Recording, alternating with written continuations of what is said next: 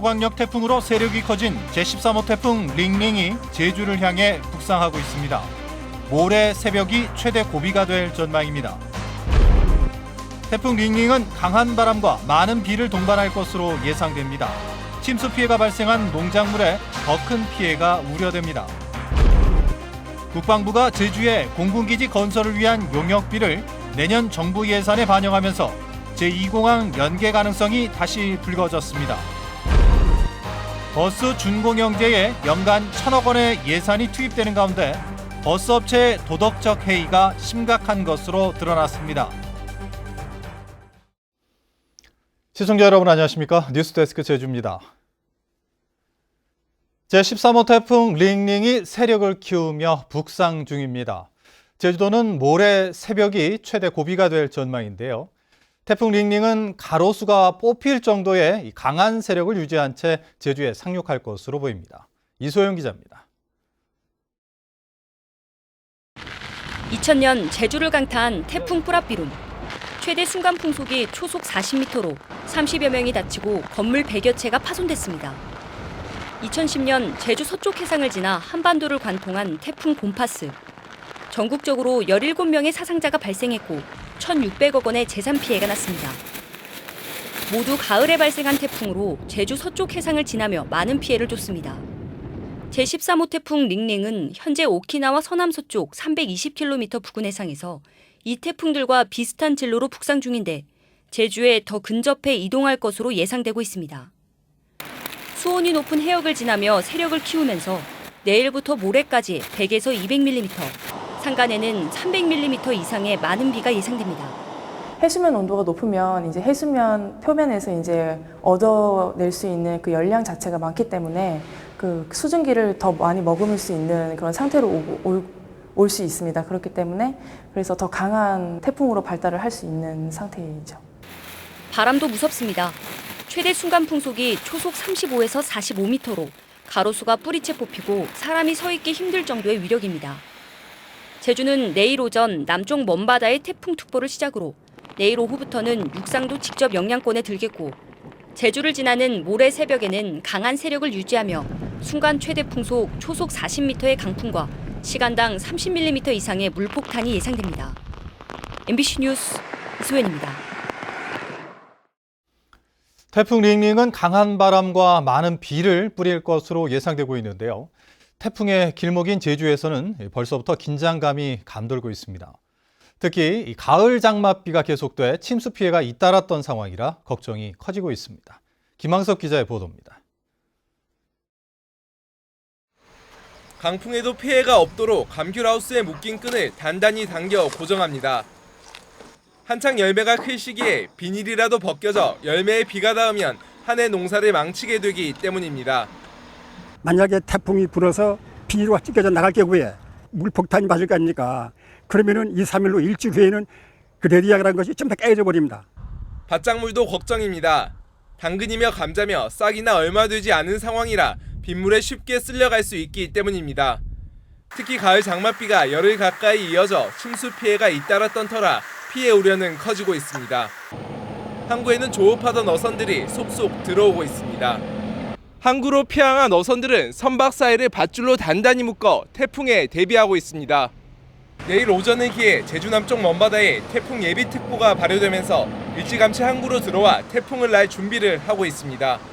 이 안쪽에도 엄청 센 파도가 칩니다. 그러면은 이제 배하고 배끼리 서로 부닥쳐가지고 배들이 막 박살이 나기 때문에 제주 지역 학교 300여 곳은 태풍의 영향권에 드는 내일 단축 수업을 검토하고 제주도는 집중호우로 인한 시설물 붕괴 등 안전사고에 대한 주의를 당부했습니다. 근처에 뭐 배수로나 이런 취약 시설에 대해서 우선 이물질이나 이런 것들을 제거하고 사전에 위험 부분이 있는지 좀 둘러보는 게 세력이 점차 강해지고 있는 태풍 링링은 강한 비바람을 동반할 것으로 예상돼 큰 피해가 우려되면서 제주섬 곳곳이 긴장하고 있습니다. MBC 뉴스 김항섭입니다. 제주도 선거관리위원회는 지난달 17일 서울에서 열린 보수 야권 통합 토론회에서 제주도민 민심과 함께 지원하겠다고 발언해 논란을 빚은 원희룡 지사에게 선거 중립 의무 위반 소지가 있다며 관련 발언 자제를 요청했습니다. 선관위 관계자는 원 지사의 발언이 공직선거법상 공무원 선거 중립 등 의무를 위반할 소지가 있어 제주도에 공문을 보냈다고 밝혔지만 위반 소지가 있는 구체적인 발언은 공개하지 않았습니다. 네, 이처럼 선관위가 발언 자제를 요청할 정도로 원희룡 지사의 정치적 발언 수위는 아슬아슬한데요. 하지만 원 지사는 관심을 끌 만한 발언을 중단할 의지가 없어 보입니다. 태풍 비상회의로 바쁜 와중에도 이 포털 검색을 확인하는 모습이 카메라에 잡혔습니다. 잠시 영상 보고 가시죠.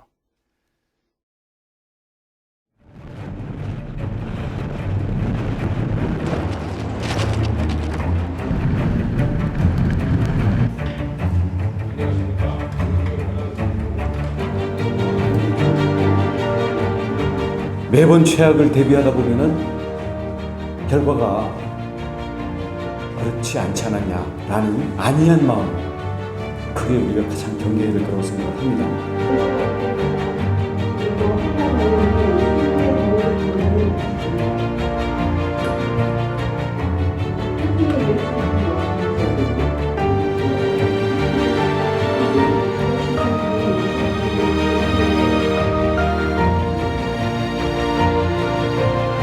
안이한 마음, 안이한 마음, 그게 우리가 가장 경계해야 될 거라고 생각합니다.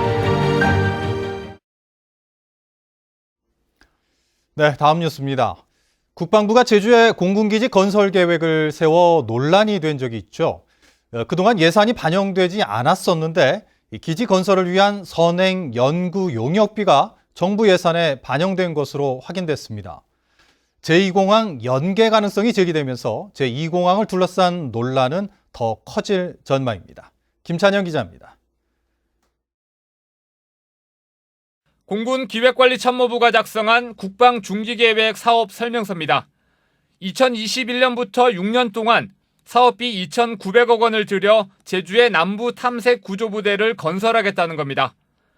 그동안 예산이 배정되지 않아 10년 넘게 사업이 미뤄졌는데 이달 초 내년 예산에 처음으로 반영됐습니다.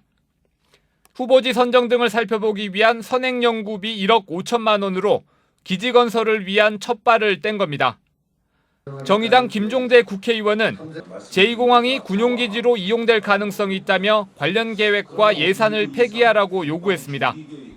제2공항을 건설하게 될 때 필경 민간공항과 군용기 공항을 양수겸장으로 같이 복합기지로 건설하게 될 가능성이 있다. 정경두 국방부 장관도 2년 전 당시 공군참모총장으로 제주를 방문해 부대 위치는 제2공항 등 모든 가능성을 열어두겠다고 밝힌 바 있습니다. 공군은 탐색 구조부대 창설을 추진할 계획이지만 구체적인 부대 위치나 규모 등은 결정된 것이 없으며 선행 연구를 통해 검토할 계획이라고 밝혔습니다. 시민사회단체는 제2공항을 공군기지로 같이 쓰려는 수순이라며 즉각 반발했습니다. 지금의 해군기지에 의해서 또다시 공군기지가 들어온다면 제주가 정말로 세계 평화 수도가 아니라 동북아의 화약고가 될 우려가 있기 때문에 이 계획은 반드시 살려야 된다고 합니다. 제2공항 반대단체들은 제2공항의 공군기지 추진이 사실상 확인된 거라며 내일 기자회견을 열고 청와대와 국토부, 제주도의 제2공항 건설 백지화를 요구할 계획입니다. MBC 뉴스 김찬현입니다. 국방부가 제주 제2공항에 남부 탐색 구조부대를 배치하는 방안을 검토 중인 걸로 확인된 가운데 제주도는 제2공항은 민간공항으로 건설할 것이라고 밝혔습니다. 제주도는 국방부가 추진 중인 남부 탐색 구조부대 창설 선행 연구 용역은 국토부와 사전 협의 없이 이뤄진 것으로 제2공항은 군사시설 연계 없이 민항 중심의 운영이 이뤄져야 한다고 강조했습니다. 제주 MBC는 지난 3월 버스 준공영제를 둘러싼 도덕적 해이 문제를 이 시간에 연속 보도했었는데요. 보도 직후 제주도는 해명 자료까지 내가며 사실이 아니라고 부정하기도 했습니다.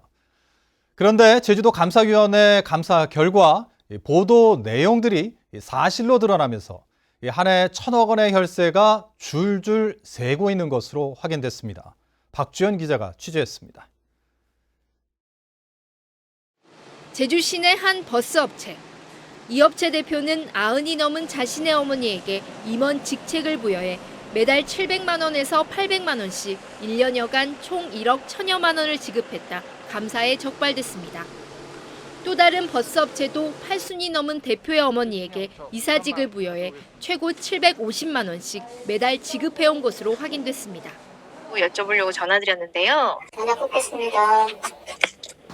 제주도 감사위원회가 지난 4월 버스 준공영제에 대한 성과 감사를 실시해 적발한 내용들입니다. 버스업체 대표 월급이 많게는 1,700만 원으로 표준급여액을 3배나 초과하거나 정비직의 인건비 일부를 전용해 임원 임금으로 써온 사실도 드러났습니다. 버스 운전기사의 복지 향상을 위해 써야 할 기타 복리비도 회사 경비로 사용되기도 했습니다. 이제 전용 금지 규정 같은 것들이 좀 불비한 점이 있었습니다. 그래서 이제 정비직이라든지 운전직 인건비를 과다하게 이제 임원 인건비로 전용해서 쓰는 경우가 있었고, 버스 증차나 운전원 채용 과정도 주목 구구였습니다. 교통위원회 심의도 없이 버스 76대와 운전원 200여 명을 늘리면서 재정 지원금 규모가 당초 계획보다 220억 원이나 늘어나는 결과를 초래했습니다. 제주도 감사위는 버스 준공영제와 관련해 불합리하거나 비효율적인 문제점 35건을 지적하고 시정과 주의 등 처분을 도지사에게 요구했습니다. 하지만 제주도 감사위가 막대한 예산 낭비를 확인했는데도 관련 공무원이나 버스업체에 책임을 묻지 않으면서 제19 감사기 논란이 예상됩니다. 임원 인건비 등 예산이 과다하게 책정되고 잘못된 부분에 대해서는 반드시 회수치를 해야 되고요.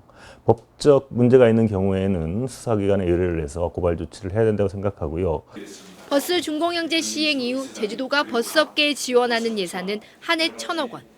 관리 감독에 대한 제도적 기반도 없이 제주도가 섣불리 제도를 시행하면서 혈세는 눈먼 돈으로 전락했습니다. MBC 뉴스 박주연입니다. 제주 4.3 희생자 유족회는 오늘 국회에서 기자회견을 열어 4.3 특별법 개정안 처리를 위한 정치권의 초당적 협조를 촉구했습니다. 유족회는 유족과 각계각층의 의견을 수렴해 4.3 특별법 개정안이 마련됐지만 1년 9개월째 국회에 계류 중이라며 국가 권력의 잘못된 과거사를 청산하고 진정한 법치국가 확립을 위해서라도 4.3 특별법은 반드시 개정돼야 한다고 주장했습니다. 유족회는 기자회견 뒤 더불어민주당 이해찬 대표와 면담하고 자유한국당과 바른미래당 당사를 항의 방문했습니다.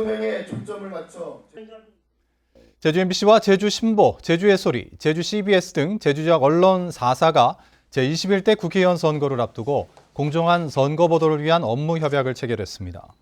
언론 4사는 선거보도 자문단, 도민 참여단과 함께 선거 아젠다를 선정해 여론조사와 정책 토론회를 실시함으로써 공명정대한 선거 보도를 추구하고 정책 선거에 기여할 방침입니다. 선거 이후 제주 비전 제시와 도민 갈등 해소 방안을 찾기 위한 공동기획도 진행합니다. 크레인에 매달린 차량 안에서 고공 농성을 벌이던 50대 남성이 차에서 뛰어내리는 사고가 발생했습니다. 오늘 오후 7시 40분쯤 건설인 노조가 태풍 북상에 따라 고공 농성을 중단하고 차량에서 내리던 중 조 씨가 에어매트로 뛰어내렸습니다. 조 씨는 병원으로 이송돼 치료를 받고 있습니다. 뉴스데스크 제주를 마칩니다. 시청해주신 여러분 고맙습니다.